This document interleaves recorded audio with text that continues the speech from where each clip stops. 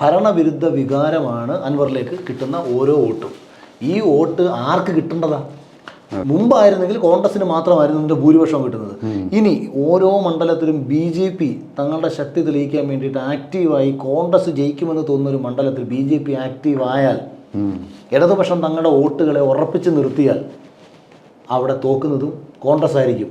കാര്യം കോൺഗ്രസ് പാർട്ടിയുടെ വോട്ടുകളിൽ ഈ NSS സമുദായത്തിന് നല്ലൊരു ശതമാനം വോട്ടുകളെയും പിടിച്ചെടുക്കാൻ ശേഷിയുള്ളത് BJPക്കാണ്. അത് പോകുന്നതോടുകൂടി പിന്നെ മുസ്ലിം സമൂഹത്തിൻ്റെ പിന്തുണയാണ് ഇപ്പോൾ ഇവർക്ക് കുറച്ച് കിട്ടിക്കൊണ്ടിരിക്കുന്നത്. ഇത് അൻവറിനെ പോലെ ഒരാൾ ഉയർത്തുന്ന ഒരു രാഷ്ട്രീയത്തിൽ കുറച്ച് മുമ്പ് പറഞ്ഞത് കണക്ക് ഈ കമ്മ്യൂണിറ്റി വോട്ട് കൂടി സ്പ്ലിറ്റ് ചെയ്ത് അൻവർ എത്തിച്ചാൽ അവിടെ പ്രശ്നമുണ്ടാകും.